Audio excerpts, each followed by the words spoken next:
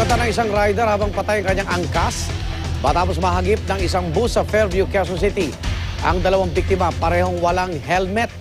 Darito ang Ronda Report ni Oscar Oida.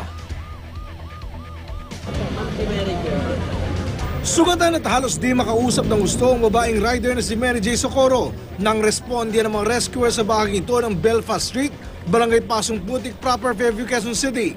Pero maswerte pa rin siya kung tutuusin kumpara sa backride niya na si Rendel Espartero na agad namatay matapos ang disgrasya.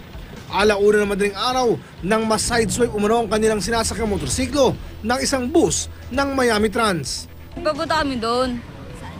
Papunta kami sa highway na diretso dito. Bali nauwi kami ng isang bus na sumunod sa amin. Kasi hindi kami sa gilid eh. Hindi papunta siya ganun. Bali nauna yung bus sa amin. Dali nauwi kami.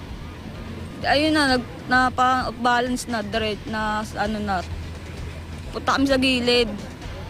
Ni wala man lang suot na helmet ang dalawang sakay ng motorsiklo. Ang nakasagasa namang bus, salit na huminto, kumaripas raw palayo. At kalaunay sumuko rin sa kalapit na estasyon ng pulis.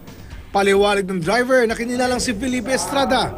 Una raw munang sumemplang sa kanyang harapan ang motorsiklo ng mga biktima, kaya inabot niya ang mga ito.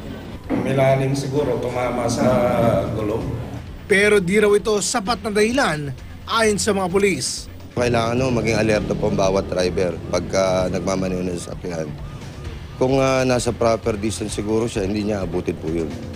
Lalo pat notorious umano ang naturang lugar sa mga aksidente. Medyo madilim po yung lugar na yun, tsaka sharp curve po yun. Tsaka yung mga kulang po tayo signages po talaga doon. Kaya medyo nagkakos po talaga ng aksidente. Ito ng balita sa Quezon City. Oscar Oida, reporting.